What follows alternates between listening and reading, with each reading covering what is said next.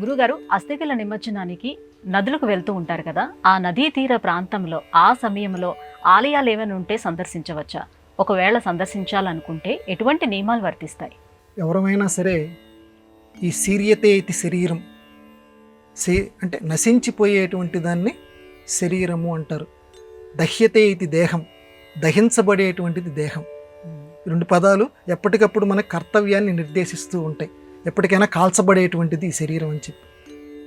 ఎంత నువ్వు కాల్చినా ఎముకలు కొన్ని మిగులుతాయి, బూడిద ఉంటుంది.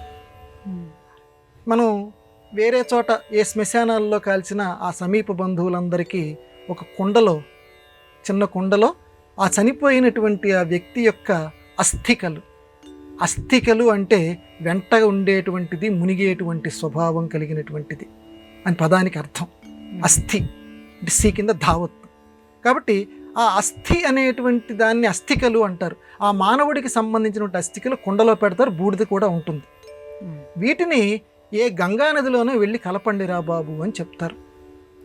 ఒక్కొక్క ఆచారం ప్రకారం ఆ 10 రోజుల తర్వాత ఏదో రోజు చూసుకొని కొంతమంది బయలుదేరి వెళ్ళి గంగానది, అంత దూరం కాశీ గంగానదిలో కలిపితే చాలా మంచిది. హరిద్వార్లో కొంతమంది కలుపుతారు.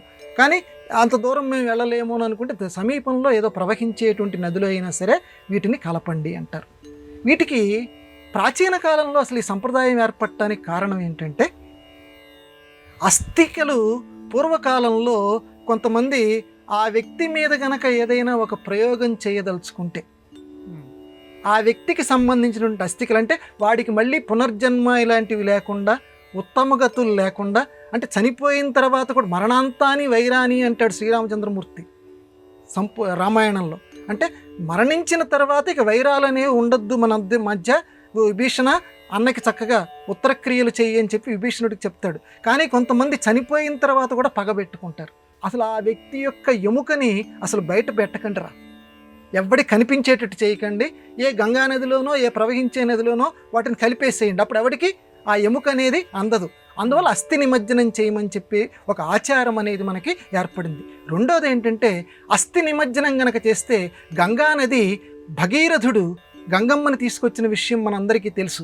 గంగానదిలో గనక అస్థికలు గనక నిమజ్జనమైతే, నిమజ్జనం అంటే మునుగుట, ఎముకలు కనుక అందులో కలిసిపోతే వాడు చక్కటి ఉత్తమ గతులు పొందుతాడు అనేటువంటి ఒక సంపూర్ణ విశ్వాసం మన భారతీయ సమాజంలో ఉంది.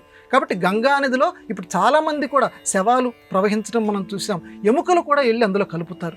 అలా కలపటం వల్ల ఏంటంటే ఒక ఉత్తమ గతి, మళ్ళీ పునరావృత్తి రహితమైనటువంటి మోక్షస్థితి అందరికీ లభిస్తుంది అని చెప్పి పెద్దవాళ్ళు చెప్తారు. కాబట్టి అస్థి నిమజ్జనం అనేది చేయటం చాలా మంచిది, అందులోనూ గంగానదిలో చేయటం చాలా మంచిది.